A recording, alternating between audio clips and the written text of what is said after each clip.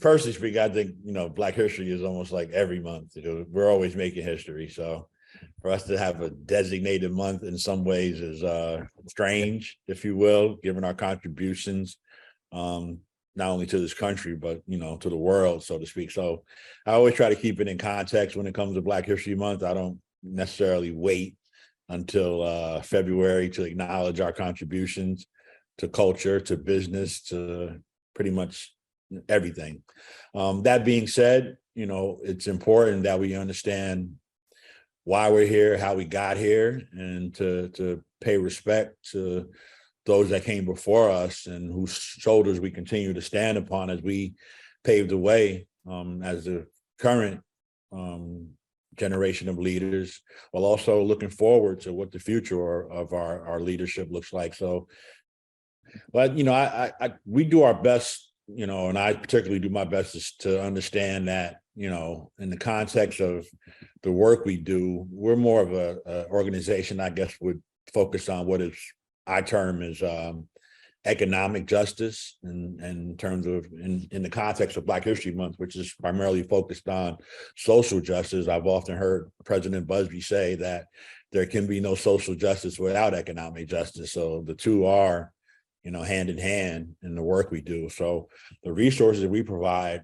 we adhere to what our core pillars are, which is, number one, being advocacy. What our voice lends to representation for Black-owned businesses and Black communities, of which, we can't really have strong Black communities without strong Black businesses. So our voice is our number one resource. Beyond that, access to capital being our second pillar. What can we do to provide opportunities for lending, financing, assisting with the development of the key banking relationships that are necessary for our members and business owners to engage better with the financial industry. We have programs such as the SBA Community Navigator, which is a fantastic resource. The entrepreneurial training, that is a core component of the work we do as one of our pillars. Certifications such as Buy Black, the webinars that we offer both here and through USBC. Sure.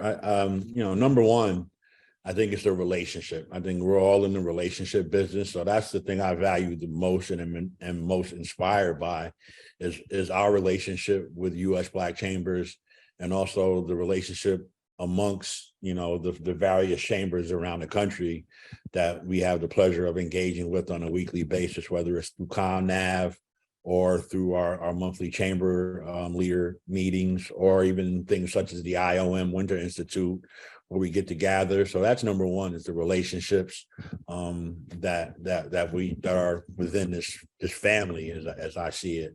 The other thing I'm inspired by is the leadership of President Busby, of Antoine and Chairman O'Neill, and all the way down to the other chamber presidents who have been doing this for much longer than I have, but are always there, as an additional resource if I need to reach out to them for guidance. Number one is a better appreciation for what the Small Business Administration, does as an agency, on the federal level. Not really having a full grasp of that coming into this space of work.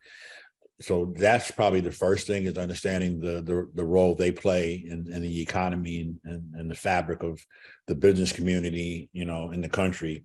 I've also learned is that there are so many different resources available through the SBA, from the lending, not just from the lending side, but just in terms of the educational resources that are available to us.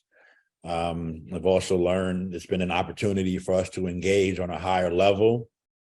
As a small operation, to be able to engage on a federal level, it requires you to kind of step your game up in terms of the level of engagement that you can provide to your members.